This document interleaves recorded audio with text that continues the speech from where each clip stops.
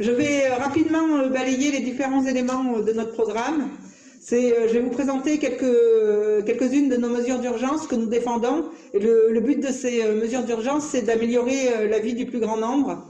Seules des mobilisations massives par la grève et des manifestations de rue construites par nous-mêmes de la manière la plus large et unitaire possible permettront que ces mesures soient mises en place.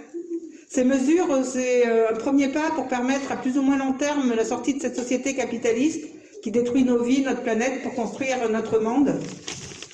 Dans les premières mesures, c'est des mesures pour garantir une vie et un salaire décent pour toutes et tous, avec un SMIC à 1 800 € net pour toutes et tous, que l'on soit sans travail, en retraite ou dans les études. Et aussi, on est pour une augmentation de tous les revenus de 400 € et aussi que les salaires soient indexés sur le coût de la vie. Nous défendons aussi un revenu d'autonomie pour tous les jeunes de 16 à 25 ans et nous réclamons aussi tous d'avoir un travail qui répond aux besoins de la société et de la préservation de la planète. Comme Poutou l'avait dit sur une interview, le travail tue. Donc stop aux cadences infernales. Donc c'est pour cela que nous réclamons une réduction drastique du temps de travail à 32 heures sans perte de salaire. Et aussi nous voulons une 6e semaine de congés payés. Et aussi, comme on se défendait dans les mobilisations pour contre la réforme des retraites il y a un petit moment, on est pour une retraite par répartition à taux plein à 60 ans et 55 ans pour les travaux pénibles. Ce n'est pas aux capitalistes de décider de nos vies, mais à nous-mêmes. Et nous sommes pour l'interdiction des licenciements. Il est important pour cela d'ouvrir les livres de compte des entreprises. Pour répondre aux besoins des habitants et des habitantes, il faut créer plus d'1 million de postes statutaires dans les services publics. Et bien sûr, on est contre la précarité. Donc pour lutter contre cette précarité, il faut que les emplois soient en CDI dans le privé et fonctionnaires dans le public.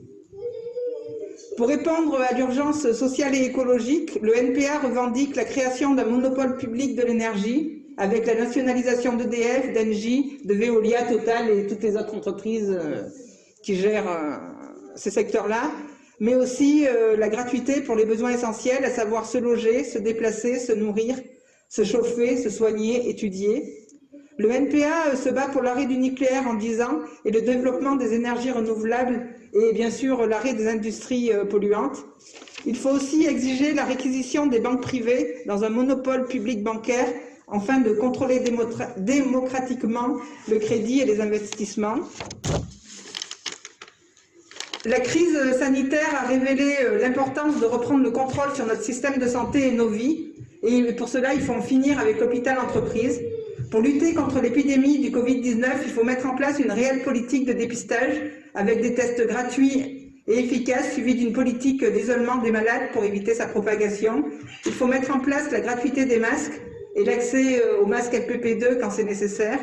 Il faut aussi mettre les moyens nécessaires pour que les lieux d'études ne deviennent pas des clusters géants comme on a pu voir avec la rentrée des classes, en embauchant du personnel pour faire des classes par petits groupes, des capteurs de CO2. Et voilà. Il est aussi important de développer une campagne de vaccination au niveau mondial et bien sûr sans contraindre les gens. Voilà, par la pédagogie. Et pour cela, il faut permettre la levée des brevets qui va permettre l'accessibilité aux vaccins dans les pays pauvres. Il faut former et embaucher 200 000 soignants dans les hôpitaux et réouvrir 100 000 lits, ce qui bien sûr permettra d'améliorer les conditions de travail des employés et par là même l'accueil et la qualité des soins pour les malades. Il faut rapprocher les hôpitaux de la population. Pour cela, il faut maintenir l'existant et rouvrir des hôpitaux de proximité, en particulier en zone rurale. Nous avons besoin de centres de santé publics et gratuits qui seraient rattachés aux hôpitaux pour les quartiers et sur tout le territoire. Nous exigeons une industrie pharmaceutique au service de la population. Pour y arriver, il faut exproprier les grands groupes de l'industrie pharmaceutique et nous devons aussi nous réapproprier les outils de production sans indemnité ni rachat sous le contrôle des salariés. Nous devons créer aussi un monopole public du médicament avec la réquisition de Sanofi et des grosses entreprises du secteur.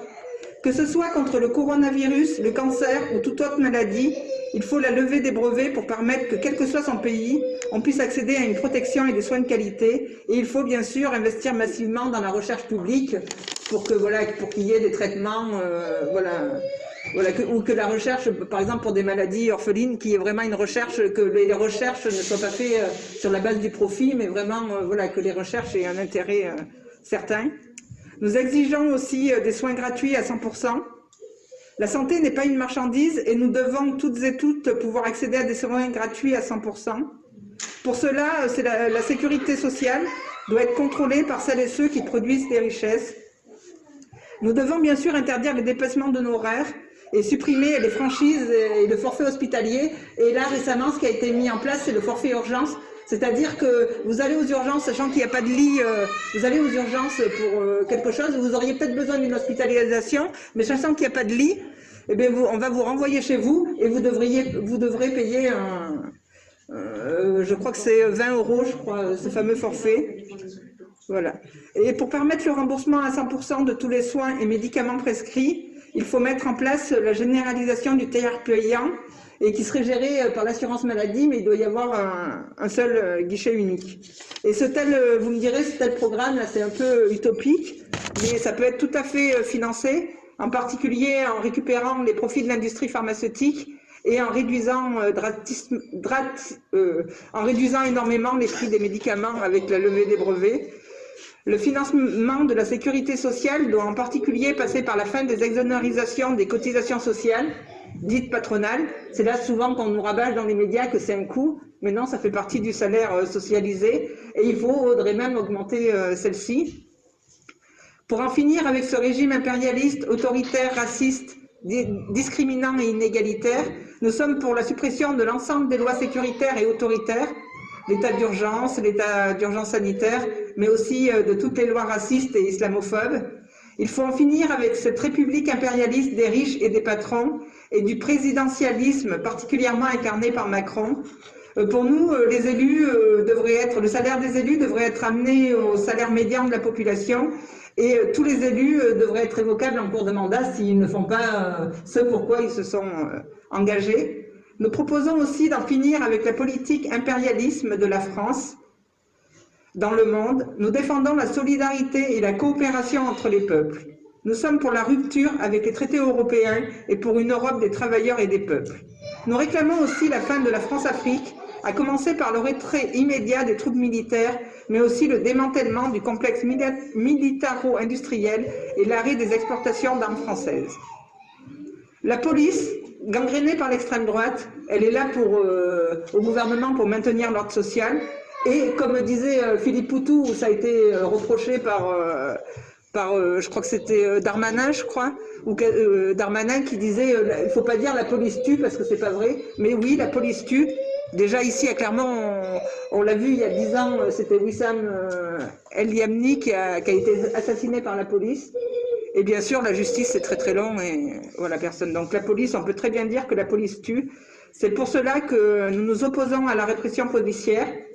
C'est aussi pour cela qu'on exige la suppression des corps spéciaux de répression, à savoir la BAC et la BRAV, mais aussi le désarmement de la police, à commencer par les unités qui sont au contact de la population. Face à la montée du racisme et de l'islamophobie, nous défendons la solidarité internationale et c'est pour cela que nous réclamons la régularisation de tous les sans-papiers, la liberté de circulation et d'installation, mais aussi le droit de vote pour les étrangers. Voilà, les personnes qui vivent ici doivent pouvoir s'exprimer. Nous mènerons aussi la bataille pour l'égalité des droits et contre les violences faites aux femmes et LGBTI. Nous exigeons la mise en place de centres IVG et de maternité partout sur le territoire et aussi l'allongement du délai légal de l'IVG à 24 semaines et l'égalité des salaires entre les femmes et les hommes. Il est important d'accorder des moyens financiers suffisants pour accueillir les femmes victimes de violences et aussi pour lutter contre les LGBTI-phobies. Nous défendons aussi la procréation médicalement assistée, réellement pour toutes, et le remboursement à 100% par la Sécu des parcours de transition. Et aussi le changement d'état civil pour les personnes trans sur simple demande. Voilà pour la partie sur les mesures d'urgence.